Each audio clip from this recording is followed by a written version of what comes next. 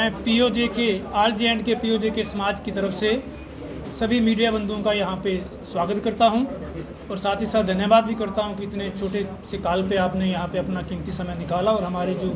समस्याएं हैं वो लोगों तक पहुँचाने के लिए आप लोग यहाँ आए हैं। मैं आप सभी का धन्यवाद करता हूँ। मित्रों, आज की हमारी ये जो प्रेस कॉन्फ्रेंस है ये पीओजे के डिस्प्लेस पर्सन जो हैं उनकी तरफ से उनकी कुछ समस्याएं हैं, उनको एड्रेस करने के लिए हम लोग यहाँ पे आज आपके रूबरू हैं। आप ही के माध्यम से हमें पता चला है कुछ दिन पहले कि जम्मू कश्मीर जो हमारी लेजिस्लेटिव असेंबली के जो इलेक्शंस हैं वो होने जा रहे हैं। हमारा जो समाज है पीओजे के डीपीज़ का जो समाज पूरे यूटी में फैला हुआ है, विशेषकर यहाँ पे मैं बात करूँगा अपने आरएसपुरा जम्मू साउथ कॉन्स्टिट्यूंसी की। 2008 के बाद जब से श्री अमरनाथ जी लैंड जो एजिटेशन हुई थी उसके बाद पूरे का पूरा समाज जो है वो भारतीय जनता पार्टी के साथ जुड़ा हुआ है। उसका रिजल्ट्स भी हमने देखे हैं, चाहे वो असेंबली के इलेक्शंस थे या पार्लियामेंट के इलेक्शंस। पूरे जोशो खरोश के साथ सभी ने भारतीय जनता पार्टी का साथ दिया। अब हमारा जो आरएसपुरा कॉन्स्टिट्यूंसी थी 1996 के बाद ये रिज़र्व थी, अभी जो रीऑर्गेनाइजेशन हुई है उसके बाद ये ओपन हुई है। हमारे जो समाज से जो लोग पिछले 3-4 दशकों से भारतीय जनता पार्टी के लिए या दूसरी पार्टीज़ के लिए काम कर रहे हैं, अब हमारे पास एक सुनहरा अवसर है कि हम लोग जो पार्टी है भारतीय जनता पार्टी उससे ये मांग भी कर रहे हैं आपके माध्यम से। इस बार जो मैंडेट आपने आरएसपुरा जम्मू साउथ से आप अपनी पार्टी का जो मैंडेट दे रहे हैं वो पीओजे के डीपीज़ फ्रंट के जो कार्यकर्ता आपके साथ जुड़े हैं उन्हीं में से किसी एक युवा को ये मैंडेट दे के हमारी जो आवाज़ है वो असेंबली तक पहुंचाएं। साथ ही साथ मैं ये भी आपके माध्यम से बताना चाहता हूं कि अगर हम बात करें पिछले 40-50 सालों की तो जम्मू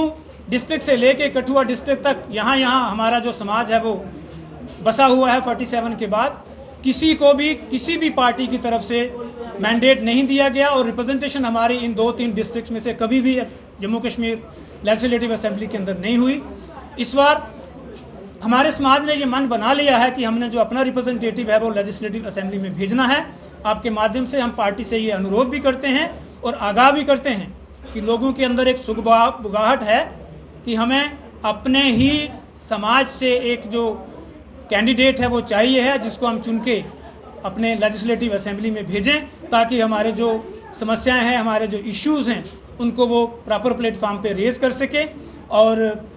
उनका जो सलूशन है वो लोगों को करवा के दे सके। बहुत सारे समस्याएं हैं, उनका मैं यहाँ पे ज़्यादा डिटेल में नहीं करूँगा क्योंकि हमारा मकसद जो था वो यही था कि हमें अपने जो समाज के जो लोग इस पार्टी से जुड़े हैं